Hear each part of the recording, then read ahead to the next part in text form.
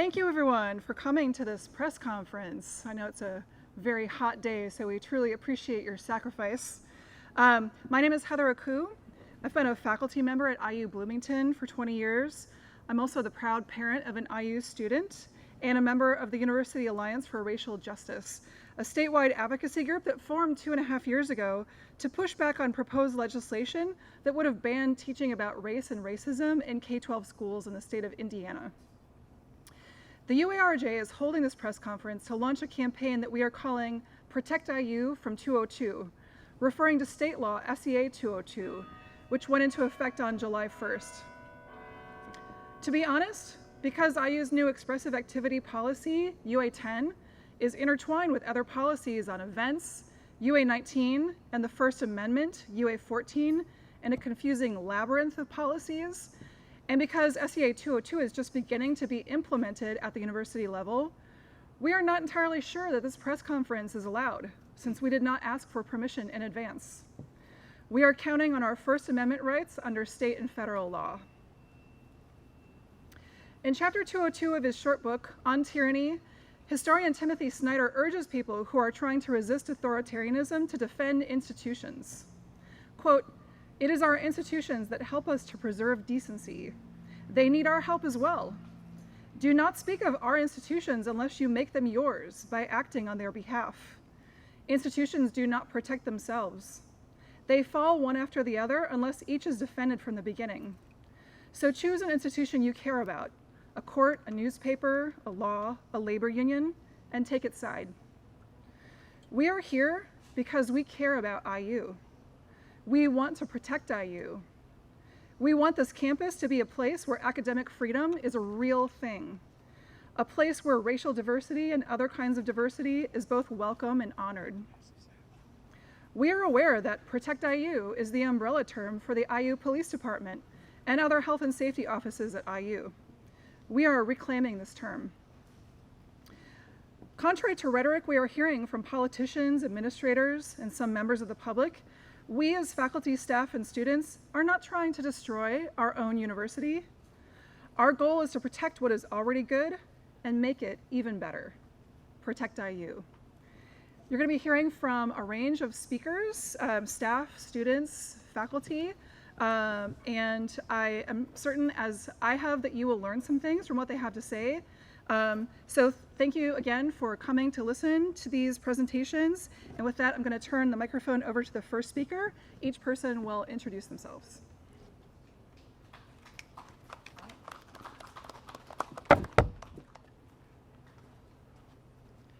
Hi, testing. Can everyone hear me okay? All right. Good afternoon. I'm Jeff Moscaritolo. I'm a graduate student at IU in American Studies. I've got my green feather here, which I want to explain. So, in 1954, amid a nationwide clampdown against free expression led by Senator Joseph McCarthy, students at IU started a movement to fight back. Responding to efforts to ban Robin Hood in public schools because it encouraged wealth redistribution, IU students gathered sacks full of chicken feathers, dyed them green, and spread them across campus in the middle of the night. This launched a months-long campaign of expressive activities, many of which would likely be restricted under today's policies. These student protesters at IU made national headlines, and soon campuses across the country were joining the Green Feather movement, helping it grow in scope and impact. This past year, green feathers started appearing on campus again. As a student myself, who has been appalled time and again by our administration's behavior toward free expression, campus collectives like the Green Feathers, the Grad Workers Union, and the Palestine Solidarity Committee, who refuse to be intimidated by IU's draconian policies and behaviors, have given me hope. This is a dangerous moment. IU's leadership and Indiana legislators have been working hard to stamp out free expression, barring professors from working with student political organizations, canceling artists who speak out against injustice, banning books, and jailing peaceful demonstrators. And now these rule makers think they have delivered us a 1-2 punch. SEA 202 creates a chilling effect in classrooms and gives administrators greater power to twist the arms of faculty. I teach here at IU as a grad student, and I'm already feeling the heightened pressure to avoid important topics in the classroom. This has been magnified by IU's expressive activity policy and, of course, other policies which claim to protect free speech outside the classroom, but in fact dramatically restrict it, with new rules about when and where protests can take place, which activities are allowed, and which activities require prior approval. I mean, think about it. If we wanted to establish another protest encampment today, and protest encampments have been happening at IU for decades, if we wanted to do that today, we would need to seek approval from the institution that we are trying to change.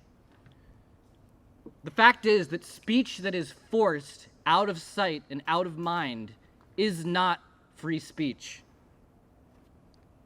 The power of free expression resides in its ability to disrupt business as usual. And the fact that Indiana and IU are clamping down in this moment is both alarming and illuminating. This wave of anti-expressive activity is not just about silencing dissent in general, although that is certainly what is happening. It is about using the label of intellectual diversity to strengthen authoritarianism against dissenters.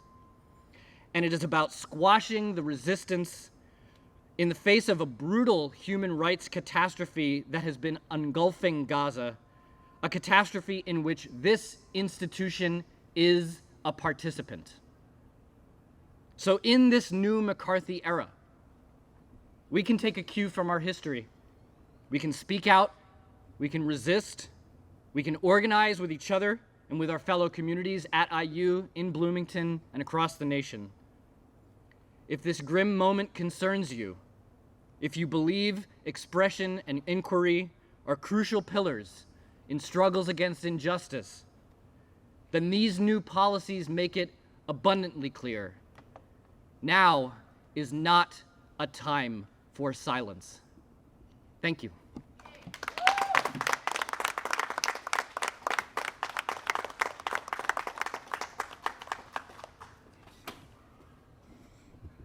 Hi everyone. My name is Jess Tang. I am a staff member at Indiana University's Center for Innovative Teaching and Learning and a community engagement professional. As a staff member, my job is to execute and implement much of the decisions made by the IU administration. Although I don't teach, my work centers directly on student success and IU's relationship with the community. And I believe my ability to effectively perform my duties is compromised by SEA 202's current implementation at IU, and urge that the university adopt the demands of Protect IU. SEA 202 claims to ask institutions to meet criteria around intellectual diversity. However, the premise of intellectual diversity should not be taken at face value. While academic freedom is a key tenet of intellectual life, intellectual diversity is a disingenuous co-optation of the concept of diversity, as it replaces cultural and social diversity oriented to create a just and equitable higher ed system that sheds its legacy of discrimination and bias, with this new acceptance of all intellectual viewpoints regardless of their truthfulness or academic legitimacy. The legislation contains, as Pamela Whitten said herself, language regarding faculty tenure that would put academic freedom at risk, weaken the intellectual rigor essential to preparing students with critical thinking skills, and damage our ability to compete for the world-class faculty who are at the core of what makes IU an extraordinary research institution. The Teaching Center is seeing the firsthand effects of SEA 202 on IU's campus climate. Faculty members, graduate instructors, and students are seriously concerned about the law's restrictions on the way they can exercise their academic freedom. from creating a diverse and inclusive syllabus that highlights Black and brown voices, to representing their expertise on the most up-to-date research that debunks popular misinformation. While it is by design near impossible to assess the measurable impact that the law has on our campus community, the Teaching Center's consultations can provide a glimpse into this culture of fear that has already begun to develop as faculty prepare for their first semester under the new policies. Faculty come to us asking if they need to self-censor their teaching in response to the uncertain climate and their eroded protections. While the Teaching Center has fielded dozens of these questions, we know that far more faculty members are asking themselves the same thing in the spaces that we haven't reached. The Teaching Center's evidence-based teaching resources support and encourage faculty to create classroom spaces that are justice-oriented and foster belonging for marginalized students. But now, faculty are now unsure if they can utilize our expertise because bad faith interpretations could jeopardize their futures. This is more clear than ever in my own work as a community engagement professional who consults with faculty on the development of experiential and community-engaged learning courses. Experiential learning is a high-impact practice. It's a set of evidence-based teaching practices that create rare and immense benefits for all students, and in particular, those from demographics historically underserved by higher education. It is also a difficult, messy, and politically complicated form of teaching practice, for it is through engaging with the difficulty, messiness, and politics of real-life experiences while in the safety net of university life that students are able to grow and learn the most. Community-engaged learning is uniquely positioned in that in addition to giving students field experience, its engagement with community and public concerns instills civic awareness and responsibility in our students through their experiences with community partners. This fulfills the university's role as a civic institution. It prepares students to become lifelong learners and leaders with a public purpose and serve the public good. Our community partners are key co-educators and bring this perspective to our students and see this education as part of their advocacy work. As they fight against structural inequalities like domestic abuse, homelessness, and food insecurity with their day-to-day social services, they are also educating and mobilizing their student volunteers and service learners to be the future change makers that improve these conditions. This work cannot afford to be presented with intellectual diversity and a both sides narrative to our students. While IU's 2030 strategic plan, Student Success Pillar touts the expansion of experiential learning as a requirement for all students, SEA 202 puts faculty at an impasse. Will faculty still choose to engage with meaningful community partners where advocacy and civic education are core tenets of their work? Or will faculty refrain from engaging in public teaching and scholarship altogether in fear of being stripped of tenure? While Whitten spoke out against the passing of SEA 202 in the legislature, her subsequent actions and her leadership of IU administration shows that she does not in fact hold a commitment to academic freedom and free expression on IU's campus. Her suppression of pro-Palestinian voices on campus is the most clear and egregious example of suppression of free speech. This includes the suspension of PSC faculty advisor and tenure professor Sino in November 2023 in a process that blatantly bypassed shared governance. Further, IU accepts the bogus logic of the heckler's veto to disadvantage marginalized speech as they canceled Palestinian artist Samia Halabi's art exhibition this past February. And most appallingly, Whitten made the decision to call in Indiana State Police to wield inordinate force on peaceful pro-Palestinian protesters, including the deployment of drones, assault weapons, helicopters, a sniper on the roof of the IMU, and the arrest of 56 students, faculty, staff, and community members. This is the Palestinian exception to free speech, where IU's nominal principles of protecting our First Amendment rights are thrown aside as soon as one advocates for even recognizing the dignity of the Palestinian people. Pro-Palestinian speech serve as the canary in the coal mine for the erosion of academic freedom. As IU continues to exert its disciplinary power, I have no doubt that they'll use the playbook it built against pro-Palestinian protesters to police other forms of speech that it considers unpalatable.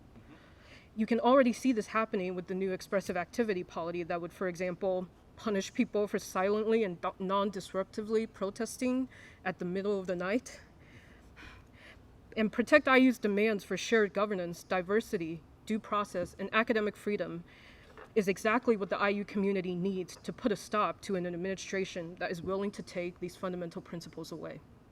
Thank you.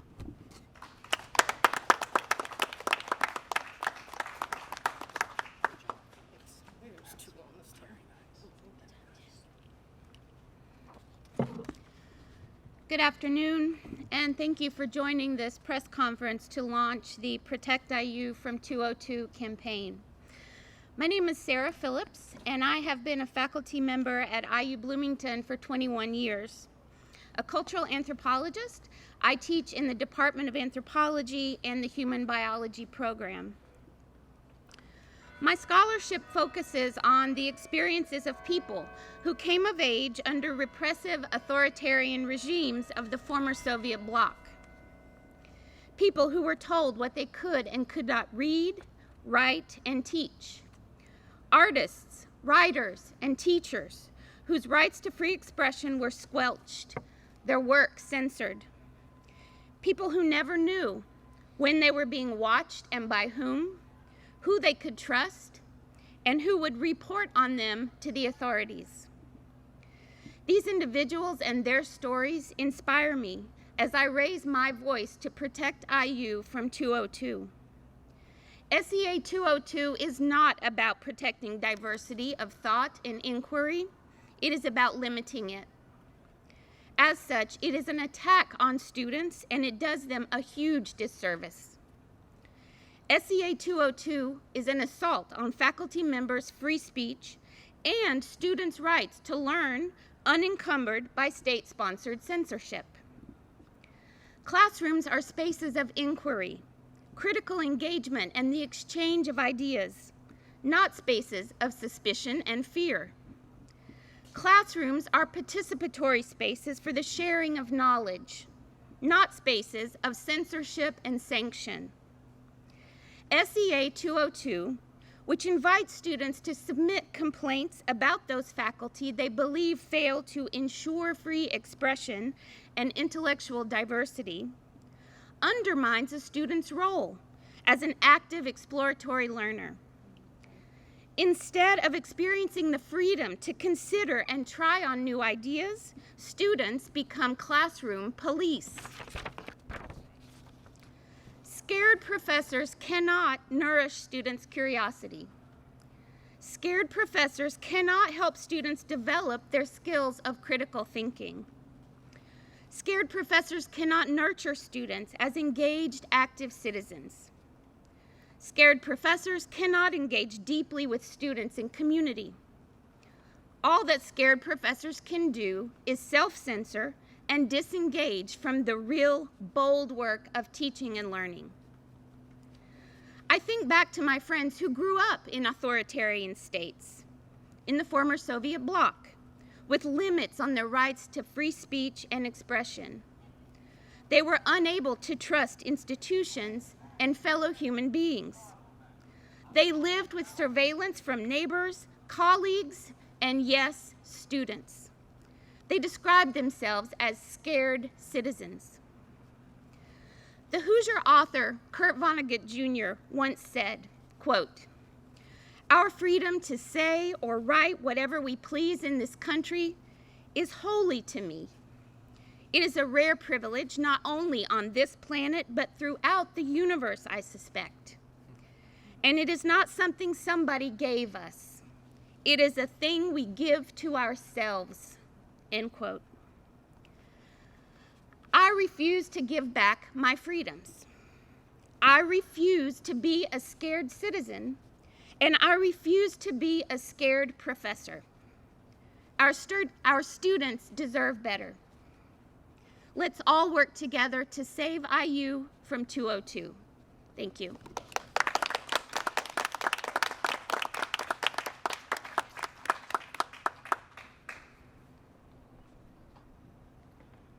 Hi, my name is Mike McCarthy. I am a member of the Executive Committee of the Indiana Graduate Workers Coalition, United Electrical Workers, and I'm a PhD student in the Department of Political Science. The IGWCUE is the labor union representing a majority of graduate workers at IU Bloomington, And as the representative of a majority of graduate workers, we've won significant gains for our members, including multiple raises and an end to mandatory fees. However, we have yet to be formally recognized by the administration. Indeed, administrators have denied us rights under IU's own bylaw, Rule HR 1220, which guarantees a right to form a union and to seek collective bargaining. This denial of a guaranteed right now is sadly normal at IU. Free speech rights have been significantly abridged by the state's new tenure law, SEA 202, which will subject graduate workers as well as faculty and other instructors to politically motivated harassment and malicious abuse of administrative review procedures. Yet, our provost has expressed enthusiasm in his welcome back message for the new year for this so-called intellectual diversity that this law will provide. Indeed, our administrators and our trustees have also been enthusiastic supporters of a new free expression policy that has drastically diminished the freedom of expression that students and others on campus are allowed to express. And it leaves it means that a student who leaves a blank Post-it note on someone's office door could be suspended, expelled, or arrested and given a trespass ban from campus. This criminalization of speech cannot stand. IGWC-UE maintains that our working conditions are our students' learning conditions. Our students cannot learn in an atmosphere of fear. I study and teach political philosophy, but if my students cannot discuss course materials outside of class on this campus, what's to leave us to think that soon they'll be allowed to discuss it in class? There's so many punishments that could be given just for reciting the material that I teach here at IU. That's no university, as I understand it. We fight against the termination of our students' education, the risk of punishment that they face for their free speech. And the fight for academic labor, for organized academic labor, is also the fight to protect IU from these terrible policies that will make it impossible to have the kind of university that is worth attending for students. In order to remain the competitive world-class institution that IU has long been, it needs to fight against these policies. It needs to recognize graduate worker labor, and it needs for its administrators to take some accountability. IGWC will keep fighting, and I hope that others throughout the Indiana University community will join us in our fight in order to take down these policies and hold our administrators to account. Thank you.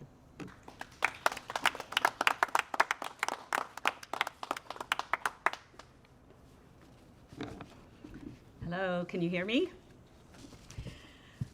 My name is Barbara Dennis, professor in the School of Education and member of the Progressive Faculty and Staff Caucus. The U.S. Supreme Court has determined that academic freedom is a First Amendment right at public universities.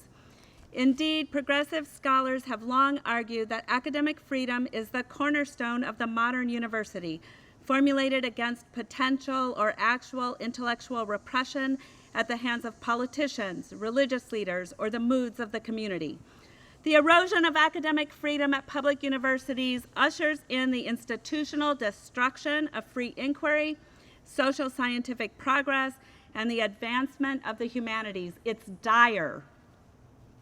Universities and professors would not need academic freedom if they were not going to assign banned books, if they were only going to teach the status quo, if they were never going to propose an unpopular idea, if they were only going to talk about facts the government approved, if they were never going to present a controversial argument or try out avant-garde pedagogies or engage in pro-Palestinian protest, you get the point. In 1938, soon after Herman B. Wells became IU's president, he argued that Indiana University would only succeed if it provided faculty the means and freedom to do their work. IU set the example. In the 1940s, support for academic freedom was necessary to advance the study of sexual behavior and desires.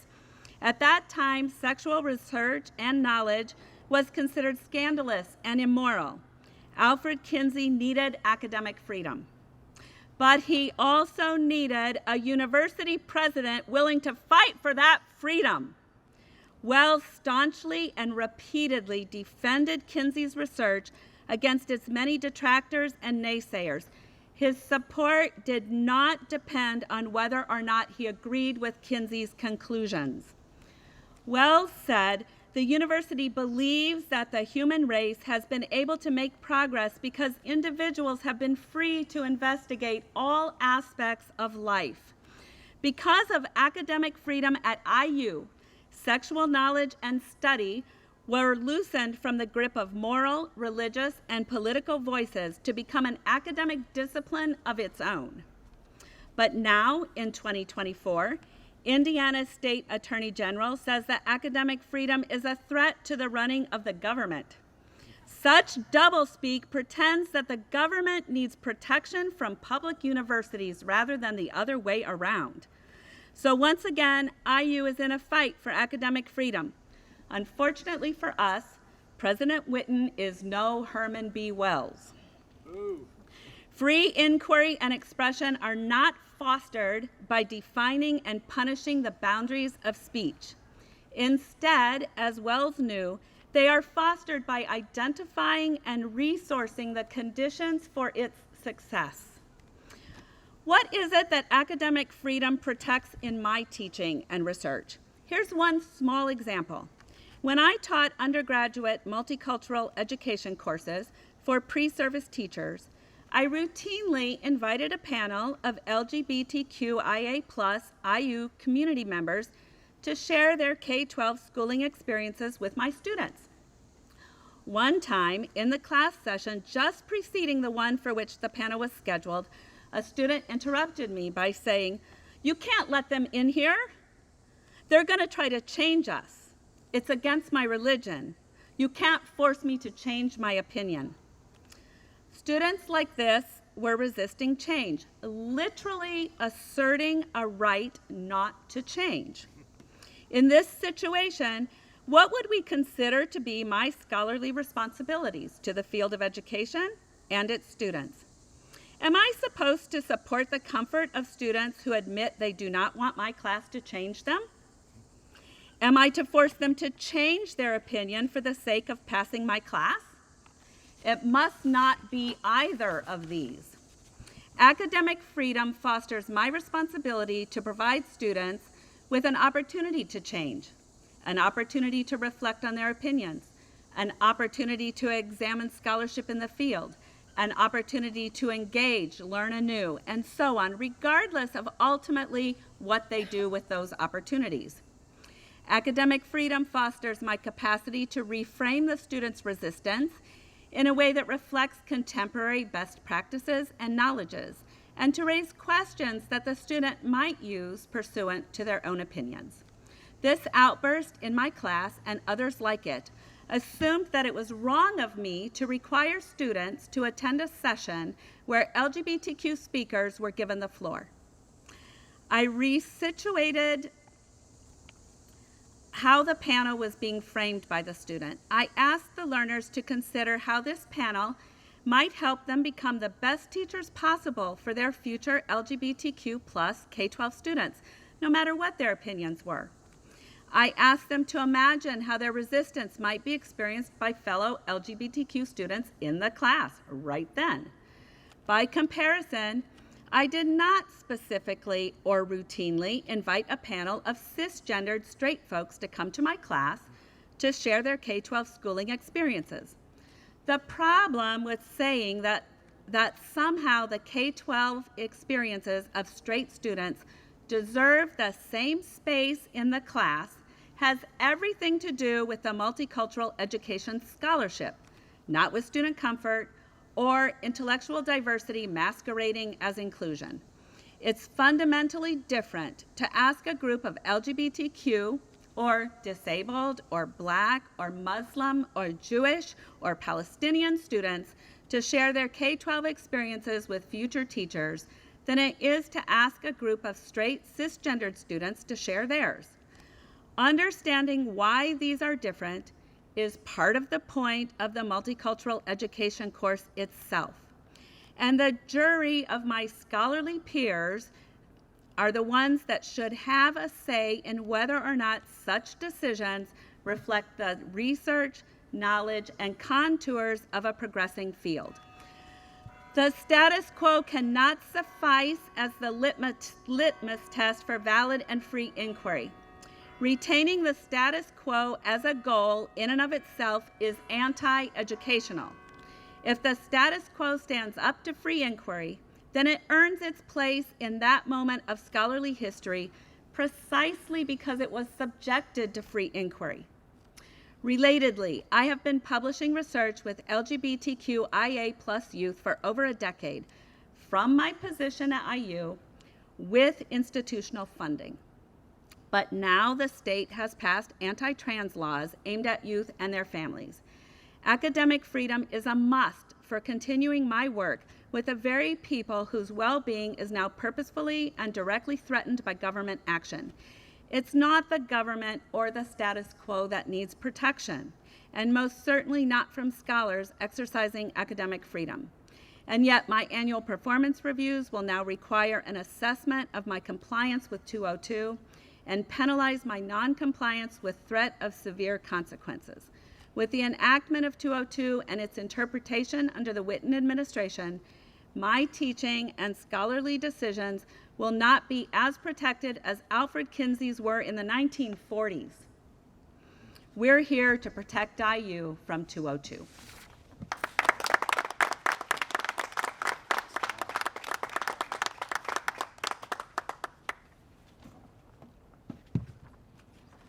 Good afternoon. I'm Russ Skiba, Professor Emeritus in the School of Education and co-founder of the University Alliance for Racial Justice.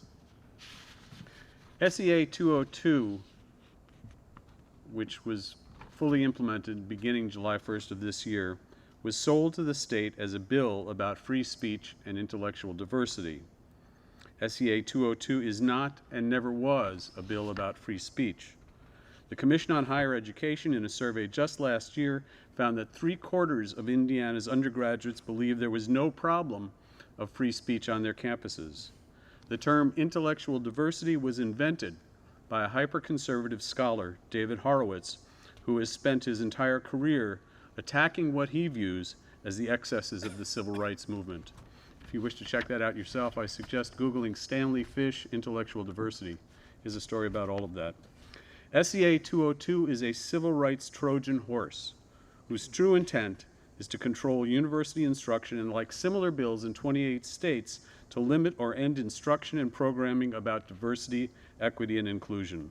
The bill institutes a surveillance system on all Indiana public university campuses and replaces tenure with a 5-year review.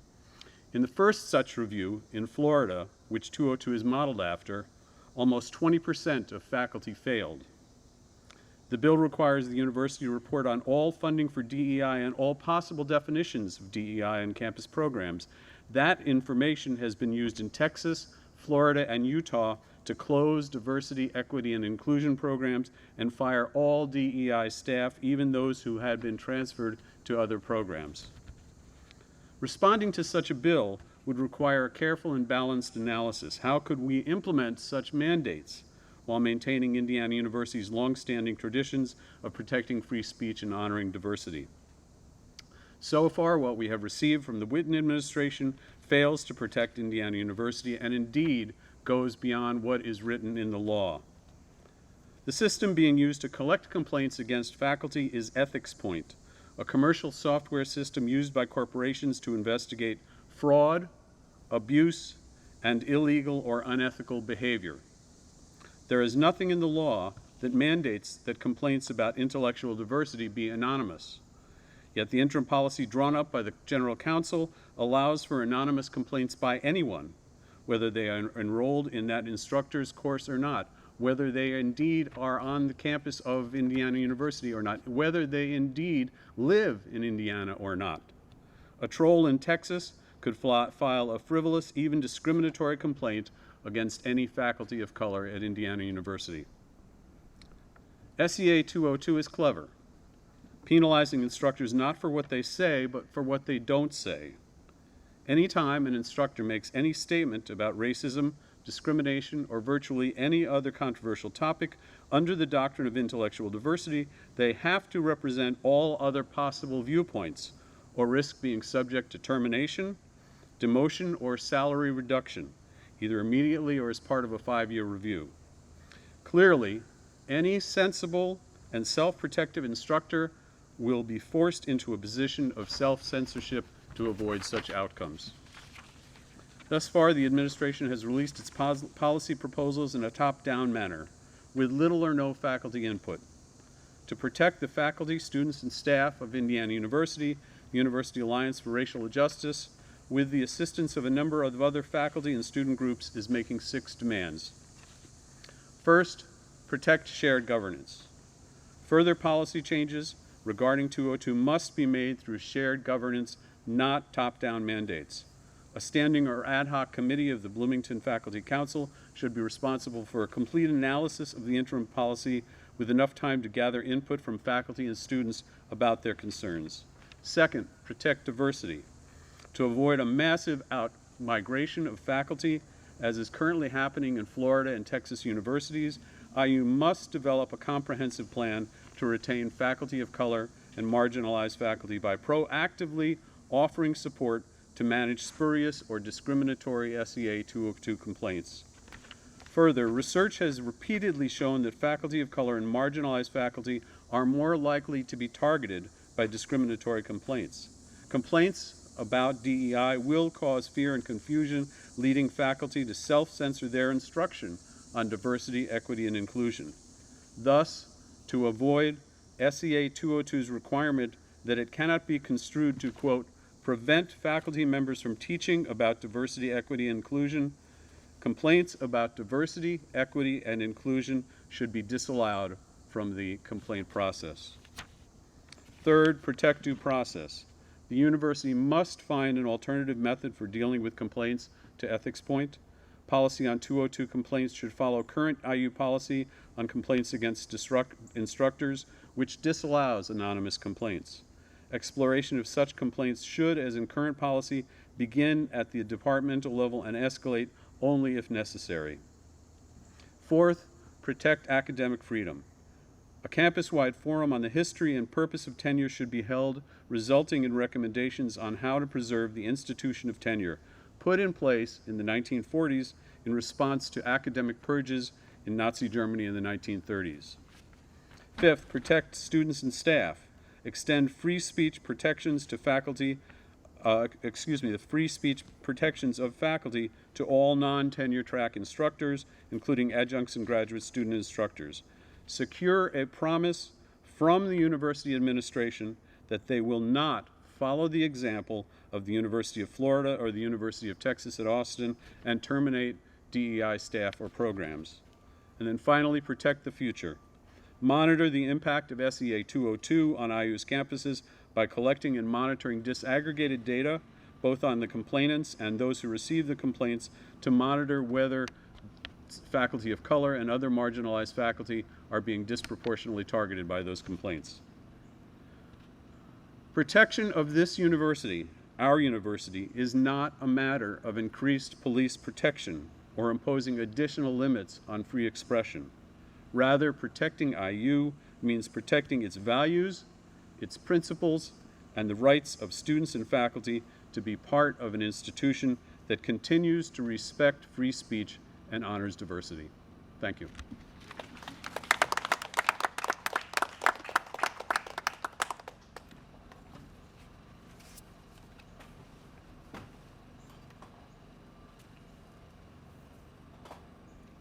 Good afternoon. I have the rather unenviable position of having to go last. after all of these really wonderful talks. Thank you so much for being here this afternoon. I know it's a hot one. A song keeps running through my head that starts out 7 inches from the midday sun. My name is Amrita Chakrabarty-Myers. I'm starting my 20th year on the faculty here at Indiana University. I teach in the history department, and I have affiliation appointments in African American and African diaspora studies, gender studies, as well as American studies. I specifically teach U.S. history, particularly the issues surrounding Black women and enslavement in the American South. The course bans across the country on African American history and studies and the book bans explicitly target what I do and really who I am. For the last few years, I felt as if I have an ever-increasing bullseye on my back, now so more than ever.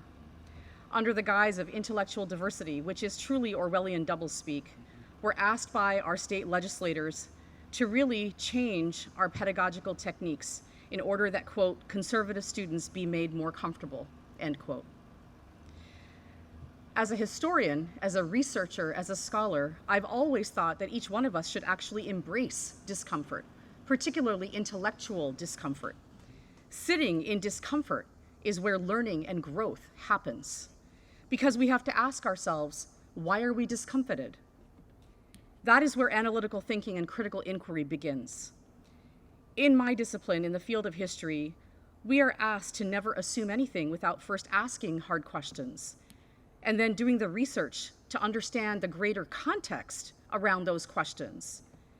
And finally, critically analyzing those materials that we dig up in our research before drawing any conclusions, no matter how uncomfortable those conclusions may be. As I have long told my students, at its heart, history is really the study of stories of people just like you and me. And like our larger national histories, our own personal histories, our upbringing, our pasts, have shaped who we are today. Where I grew up, the language I spoke, my ethnicity, my gender, my sexuality, my nationality, my religious beliefs, just like your own, shape who we are today and the choices that we make. Our national context has also thus similarly been shaped by our collective national past. These things are always interconnected. You cannot understand the present without understanding the past. History then is about the why and the how of things, not just a recitation of the what. I am deeply concerned about how SEA 202 will impact my ability to teach African American history, Black women's history, slavery, and US history more broadly to the fullest. I wonder how my colleagues who work in environmental sciences and who teach on climate change will adapt to this law. How will we deal with issues of anti-Black racism, Holocaust, genocide, patriarchy, and more if we are consistently being asked to entertain all viewpoints? Does that mean that we allow Holocaust deniers to express their viewpoints in our classrooms? Does that mean that we have to bring in debunked scholarship, like the Dunning School of History, which promoted an understanding of slavery in the American South as a good thing, where enslavers loved their enslaved people and that everybody got along in this really moonlight and magnolias kind of history? Is that what we're being asked to do? At its most insidious and quietest, there will be a chilling effect on all of us who teach out of fear. People will just stop talking and teaching as they used to. Even more so, the law will build suspicion instead of trust with our students. Being told to record our classes to stave off unwarranted bias complaints doesn't help. It already suggests that you are operating from a position of mistrust against your own students. It will change the dynamic of open inquiry in our classrooms. At its most blatant, as we've already seen in places like Florida, people will lose their jobs. Russ has already spoken to what happened at the University of Florida. I find it telling that in his remarks to the Faculty Senate, the provost at the University of Florida acknowledged that while the process was, quote, rushed this year due to the timing of their state legislation, he still felt that, quote, overall it probably was reasonably effective. Probably reasonably effective. 38 tenured professors fired on the basis of probably reasonably effective. that is not good research or good scholarship. This semester, I teach one of my favorite classes, a longstanding course that I created many years ago called Wenches, Witches, and Welfare Queens. It's a history and study of stereotypes and images of Black women in US history. This course has always been set up so that we go back and forth between the present and the past, that in order to understand how Black women are portrayed today in movies, television, advertisement, toys, educational systems, politics, that we have to understand where these stereotypes began, who created them, when, and for what purpose. And then we can better understand how they are still resonant in our society today. How do I teach such a class in a post-202 world on this campus, where anybody can file a bias complaint against me using Ethics Point, which exists outside the IU paywall? I tell my students, as I always have on the very first day of class, that this is the class where we will daily have difficult dialogues on tough topics. You don't have to always agree with me or with each other. The key is respectful dialogue, bolstered by research, analysis, and scholarly evidence. Opinions, you see, count for very little in my discipline, and therefore, without substantiated evidence, they count for very little in my classroom. I also tell my students that feelings of things like quote-unquote white guilt are pointless. I've never taken truck in that. We all have various kinds of privilege. The key is, do we use it to dismantle what doesn't serve all the people? That, to me, is patriotism. For what is a country if not its people? And patriotism then loving its people, every single one of its people. I want to end with a story from a class that I taught, the same class in 2016. I've always taught and fought to have an open dialogue-based classroom, and I always will. And what happened in 2016 simply reinforced that. 2 days after the election in November, I came to class, and the entire campus was deathly silent. It was almost like a funereal pall hung over the campus. And in my classroom, where people were normally chatting, talking, excited, they were simply quiet. There were people who looked red-faced, exhausted. And so I ditched my lesson plan for the day. I divided the class in half. I handed out pieces of paper, and I told every student to not put their name on the paper, but to write down the 3 things they were feeling most at that moment. 3 things, no names. Fold up the papers. I collected from half the room, my TA from the other half, and then we handed the papers back out to the other side of the classroom. So every student now had someone else's piece of paper without a name on it. They were to read them quietly to themselves, and then every student had to read what was on that piece of paper out loud. They were reading out the fears, the hopes, the worries, the dreams, and the concerns of their peers. We did not make it through that class without almost every single student in the classroom breaking down in tears at one point or another because of what was being read from these pieces of paper. Fear of being deported, fear of being brainwashed in a re-education camp because of one's sexuality, free of being separated from family members, of not being able to have control over one's reproductive rights over one's body, and on and on and on. At the end of it, one young student raised their hand and said, "I have a different philosophy from most of you. I'm a Catholic. I come from a very pro-Republican family. I voted for Trump.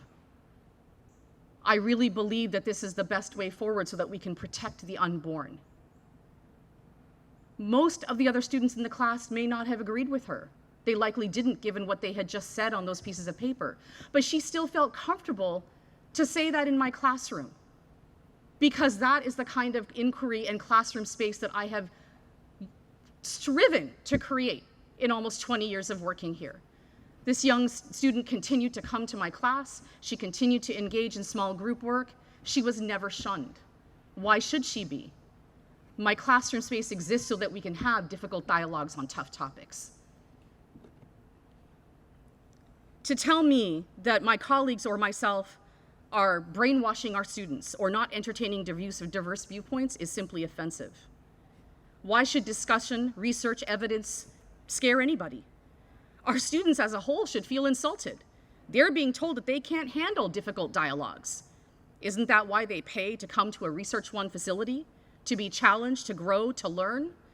How will the best of the next generation, our students, our young minds, be equipped to live in a diverse, complex global world if they aren't exposed to the best scholarship in all fields?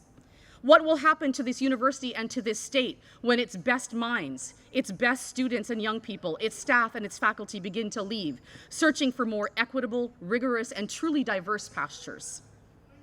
Last week, the University of Kentucky and Brown-Forman, which owns Jack Daniels as well as Woodford Reserve, right, folded on all DEI initiatives, closed their offices, and reassigned or fired people even before the state of Kentucky passed anti-DEI legislation. I wonder how long it will be before that happens here. Given the dystopian expressive activities policy in conjunction with SEA 202, which is clearly aimed at shutting down certain groups and kinds of viewpoints, our campus administration has made it clear, along with state leaders, that it does not care for its students or its faculty. I fear that it will not take long before they also show that they do not care for the well-being of our staff. Destroying free speech, gutting academic freedom, and coming for higher education faculty by firing or even arresting and jailing them is what unfolded in Germany in the lead up to World War II. To instill a state-mandated curriculum was critical to not just create fear and impel lockstep amongst everyday German citizens, but to control the thoughts of its children, the next generation of voters. Propaganda, you see, is not education. We understand that propaganda expressly does not allow for free and critical thinking, which is the basis of true education. Silence, therefore, in my opinion, is not an option, not for any of us. We must stand and fight together across lines like student, faculty, staff, or we risk dying alone, being picked off one at a time. Our strength is in our unity. I personally refuse to stand by and watch while my school, where I've worked for almost 2 decades, is gutted of everything that has made it great for over 2 centuries. I will thus end by saying to you today, as I said back in April, whose IU is this? My response, it's my IU. Thank you.